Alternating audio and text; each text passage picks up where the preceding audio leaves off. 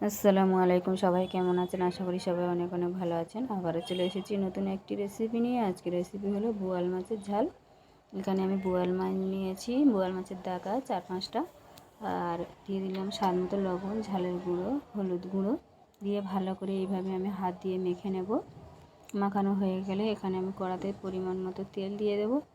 তেলটাকে দিয়ে ভালো করে একটু গরম করে নেব, নিয়ে এইভাবে নাড়িয়ে দেবো, দিয়ে ওর মধ্যে দিয়ে দেবো মাছগুলো এর মধ্যে দিয়ে ভালো করে কড়া করে ভেজে নেব। আমি মাছগুলো এবারে উল্টে দেবো এক পিঠ হয়ে গেলে।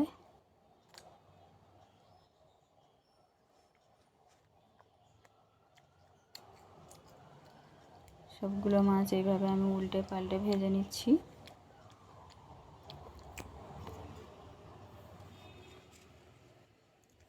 মাছগুলো দেখুন, সবগুলো মাছ আমার ভাজা রেডি হয়ে গেছে। ভাজা রেডি হয়ে গেলে এখানে আমি একটা কড়া বসিয়ে দিয়ে ওর মধ্যে দিয়ে দিলাম পরিমাণ মতো তেল আর পেঁয়াজ কুচি। পেঁয়াজগুলো এইভাবে আমি একটু ভেজে নেব লাল লাল করে। তারপরে দিয়ে দেবো আদা রসুন পেস্টটা দিয়ে আবারও একটু এইভাবে নেড়ে চেড়ে ভেজে নেব। তারপরে এর মধ্যে দিয়ে দেবো আমি গুঁড়ো মশলা, দিয়ে দিলাম স্বাদ মতো লবণ, 2টা টমেটো কুচি দিয়ে একটু নেড়ে চেড়ে দিয়ে এবারে আমি মশলাগুলো দিয়ে দিচ্ছি। হলুদ গুঁড়ো, ঝালের গুঁড়ো, জিরে গুঁড়ো, ধনিয়া গুঁড়ো, সরিষা গুঁড়ো, আর দিয়ে দেব পুদিনা পাতার গুঁড়ো দিয়ে দিয়েছি। দিয়ে এইভাবে আমি নেড়ে চেড়ে আমি একটু কষিয়ে নেব মশলাটা কষানো হয়ে গেলে একটু ঢেকে রেখে দেবো। তার কিছুক্ষণ পরে দেখাচ্ছি, দেখুন মশলাটা থেকে তেল ছেড়ে দিয়েছে। আবারও একটু পানি দিয়ে দিয়েছি, ক্যামেরাতে আসেনি।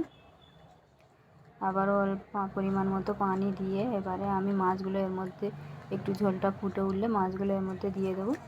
ঝোলটা আমার ফুটে উঠেছে, এবারে মাছ ভেজে রাখা মাছগুলো আমি এইভাবে দিয়ে দিলাম। দিয়ে উপর দিয়ে ধনিয়া পাতা ছড়িয়ে দিলাম, দিয়ে ঢেকে রেখে দিচ্ছি শুকনো হওয়া পর্যন্ত। দেখুন মাছের ঝালটা আমার রেডি হয়ে গেছে। এবারে আমি এটাকে একটি প্লেটে তুলে দেখাচ্ছি কেমন হয়েছে মাছের ঝালটা। এইভাবে বোয়াল মাছের ঝাল বানিয়ে দেখবেন, খেতে অসম্ভব মজা লাগে। গরম ভাতের সাথে আর কিছুই লাগবে না। ফিরে আসবো নতুন একটি রেসিপি নিয়ে। আল্লাহ হাফেজ।